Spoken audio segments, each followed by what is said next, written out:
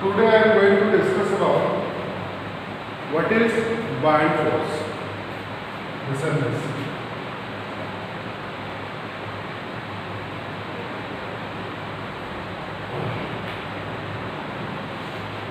Buoyant force basically वो force होता है जो किसी भी बॉडी को, ठीक है, किसी भी बॉडी को किसी फ्लूइड और लिक्विड में जब इमर्स करते हैं तो जो लिक्विड का जो एक्चुअल डिस्प्लेस होने के लिए जिस फोर्स की रिक्वायरमेंट होती है वो फोर्स हमारा क्या होता है, buoyant फोर्स। ठीक है, बॉडी का अलग वेट होता है, बॉडी पे मत जाइए, मैं जो बोल रहा हूँ उसको जो डिस्प्लेस हो रहा है, तो डिस्प्लेस होगा तो जाहिर सी बात है लिक्विड मूविंग कंडीशन में आएगा और उस मूविंग कंडीशन में फोर्स का क्रिएशन होगा, वो फोर्स हमारा buoyant फोर्स होता है। इसको हम लोग क्या बोलते हैं, Fb। Clear that? यानी कि buoyant फोर्स जो होता है ये होता है Fb is equal to mass of displaced liquid displaced into z। ठीक है, तो मास हमारा क्या होता है, हमको पता है mass is equal to volume into density of liquid. अगर हम यहाँ पे डेंसिटी ऑफ लिक्विड जो है ρ1 लें, ठीक है, तो ये हो जाएगा क्या, if density of liquid is ρ1, therefore m is equal to v upon ρ1, then mass is equal to volume into density, volume into density। ठीक है, तो ये हो जाएगा m is equal to v into ρ1, तो यहाँ पे रख देंगे तो क्या हो जाएगा, Fb is equal to v into ρ1 into c, where v is the volume of the liquid. Liquid का वॉल्यूम में तो सारा कंटेनर में रहेगा, क्योंकि रेस्ट ऑफ बॉडी हो तो पूरा कंटेनर का वॉल्यूम लेना पड़ेगा, तो ये फर्क नहीं पड़ता है कि ये वॉल्यूम लिक्विड का है या बॉडी का, फर्क यहाँ पे ये पड़ता है कि ये डेंसिटी किस चीज की। ठीक है, तो ये ρ1 जो है हमारा क्या है, डेंसिटी ऑफ द लिक्विड, ये है हमारा buoyant फोर्स।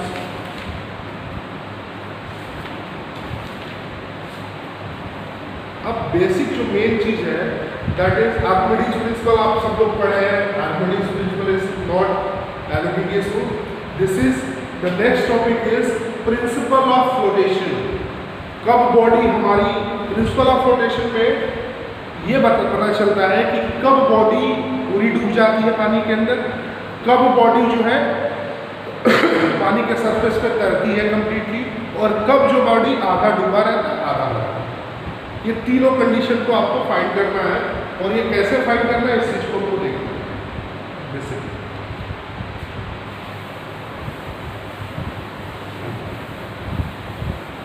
ये बड़ा ही इंपॉर्टेंट चीज है, that is principle of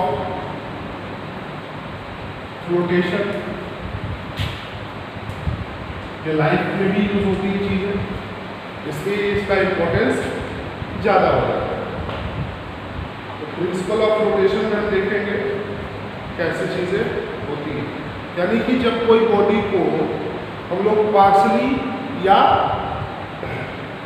fully immerse करते हैं तो कंडीशन क्या होती है कि जब बॉडी हमारा कंप्लीटली तैरने लगता है या कंप्लीटली उसके अंदर डूब जाता है या आधा डूबता है आधा तैरता है, यानी पार्शली वो जो है इमर्स होता है और पार्शली जो है फ्लोट करता है।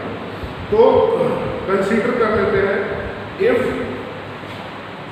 m is the mass of the body, कोई भी बॉडी है, ρ is a density of liquid, ठीक है, और ρ1 जो है density of body this is density of body and ρ1 is density of liquid. Clear? Now volume of body निकालना होगा तो क्या होगा? बॉडी मतलब पूरे चीज की बॉडी, इसमें वॉल्यूम में तो पूरा कंटेनर की बॉडी आ जाएगी, तो वॉल्यूम ऑफ बॉडी क्या होगा? m/v, m/ρ, mass upon density होगा m/ρ, ये v होगा मास अपॉन डेंसिटी। ठीक है, अब क्या करेंगे? एक्चुअल वेट निकालना। एक्चुअल वेट किसी भी बॉडी का, जो बॉडी हम उसको डाल रहे हैं पानी के अंदर, तो उसका एक्चुअल वेट निकलेगा। तो एक्चुअल वेट क्या होगा? एक्चुअल वेट इसका बॉडी का W = क्या होगा? m/g। एक्चुअल वेट कितना होगा? m/g। ठीक है, अब बायन फोर्स निकालेंगे। तो बायन फोर्स क्या होता है बेटा? बायन फोर्स अभी मैंने बताया, बायन फोर्स क्या होगा? ρg(v), यानी कि बायन फोर्स में ρ1 होगा क्योंकि इसमें लिक्विड की डेंसिटी लेते हैं, लिक्विड की डेंसिटी हमारा ρ1 है, तो ρ1 × g × v, तो क्या हो जाएगा? v होगा। तो अब इस v को हम लोग किससे कन्वर्ट कर देंगे? m/ρ से, तो ये हो जाएगा ρ1 × g × m/ρ। ठीक है, अब यहां से देखिए m × g क्या होगा? W हो जाएगा, m × g W होगा ना, तो ये हो जाएगा ρ1 × W/ρ।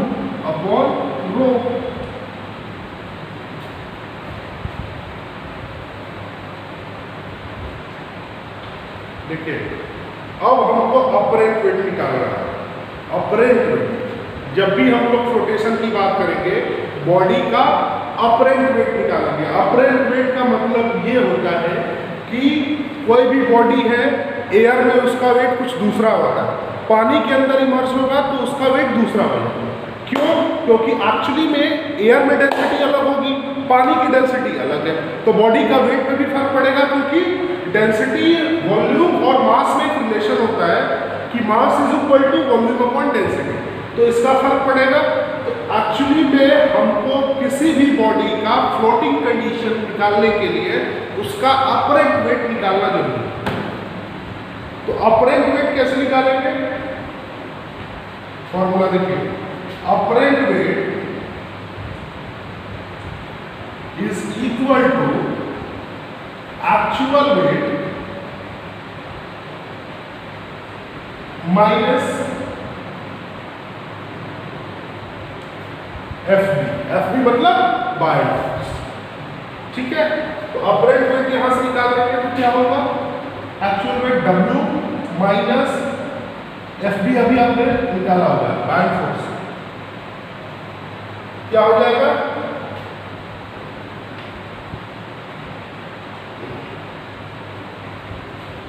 यानी अपरेंट वेट को W ऐसे निकालेंगे, W माइनस, यहां से देखिए W × ρ1/ρ, तो ये हो जाएगा W1 minus ρ1/ρ। This is apparent weight of the body. Apparent weight of the body.